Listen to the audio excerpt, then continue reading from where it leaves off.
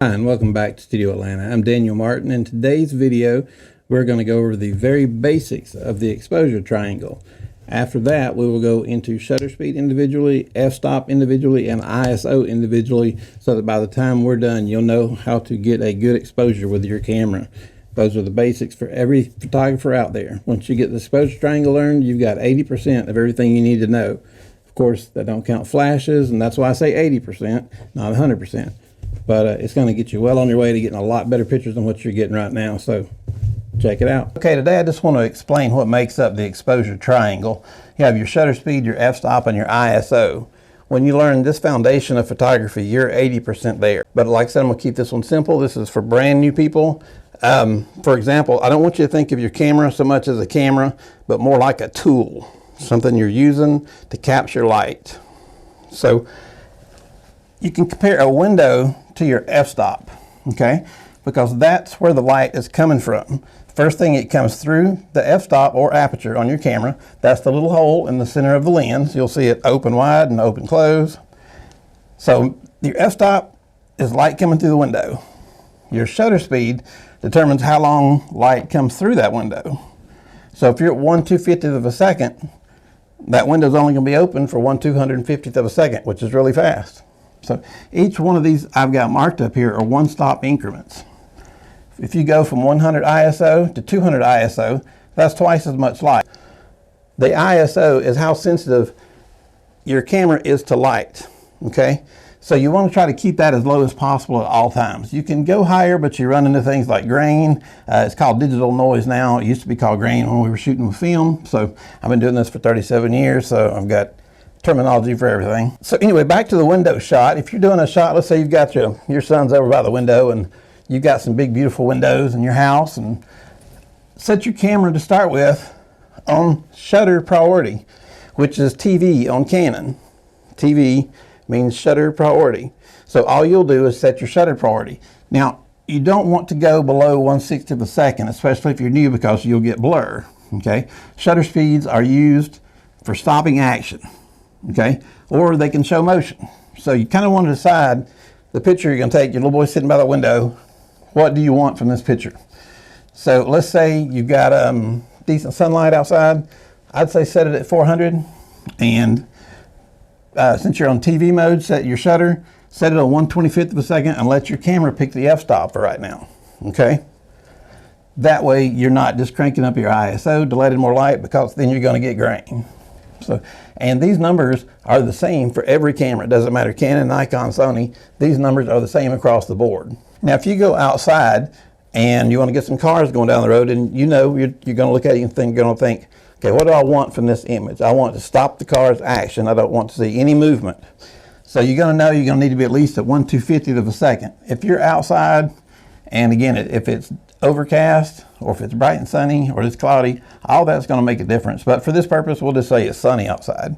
So if you're at 1/250th of a second, you're probably going to be, if it's sunny, you can definitely go with your 100 ISO. So 1/250th of a second, and let your camera pick your f-stop. So you choose your ISO, you go 1/250. If you still get a little blur, just come on up to 1/500th of a second, or 1/1000th of a second, and it will still choose the f-stop for you. But a good exposure is a combination and a balance of these three things. You got to balance your shutter speed with your f-stop with your ISO. It's not confusing. I know it sounds confusing because it's new, but it's really not. Let's go back to our window analogy. All right, so if you're taking the picture and he's over by the window, think of it. Okay, here's the window. That light is coming through your f-stop. You're going to go to 1/250th of a second and stay right around 100. Let your camera pick the f-stop. You'll be good to go. I just want you to think, window, f-stop, shutter speed is how long the window stays open. ISO is how sensitive the sensor is behind the window. If you're shooting pictures inside your house and they're all looking dark, just for fun, if you want, I tell you what, to start with, I would probably still suggest stay on TV mode. That's shutter priority mode. Take it, set it on 1/60th of a second inside. Let your camera give you the rest of the reading. It'll probably go to 400, maybe 800, depending on how dark it is inside the house. And you can see what f-stop it'll pick. So shoot around with it and kind of notice when you change what your camera does with the f-stop. Now, to get creative in the future, these low numbers like 2.8, the lower you can shoot, that's going to give you a pretty background. It's going to be nice and blurred. It's going to separate your subject from the background. And also, on the opposite end of the spectrum, if you're shooting, maybe you're in the mountains and you're getting pictures of maybe, you know, the mountains in Tennessee, you want a higher f-stop because that's how much will be in focus. So you could go to aperture priority mode and set it on f/16 and let your camera pick your shutter and your ISO. So, you know, but you just don't want, sometimes if you got a high f-stop of 22, it may drop you down to 1/30th of a second, which is going to cause it to blur. That's why I want you to practice with it. And if you really want to practice, turn your camera to manual. Go inside your house, set your ISO on 400, and then just change your shutter speed and change your f-stop, and you'll see the difference.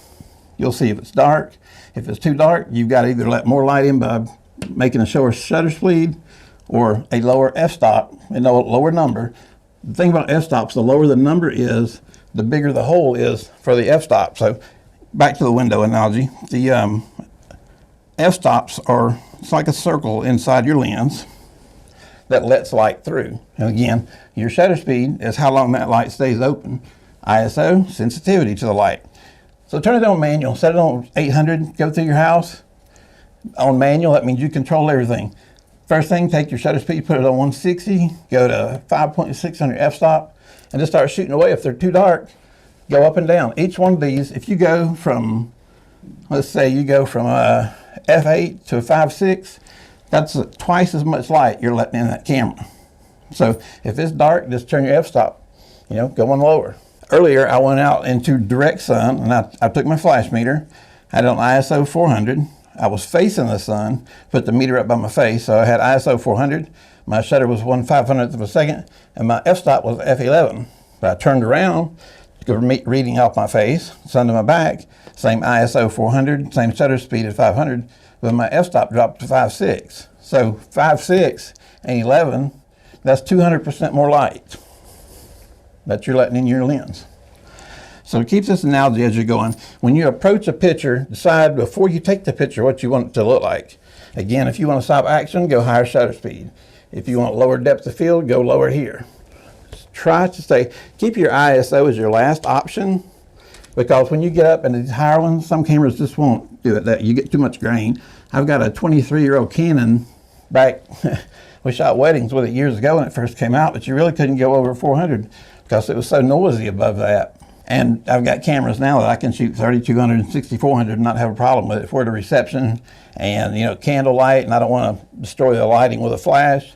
I'll just go up to 3200, get a shot from there. But you don't want to shoot everything without having an ISO, because you will get grain. So take your camera and set it on shutter priority and see what you can get. Play with it. Send me pictures. I'm going to leave my email at the bottom of this video.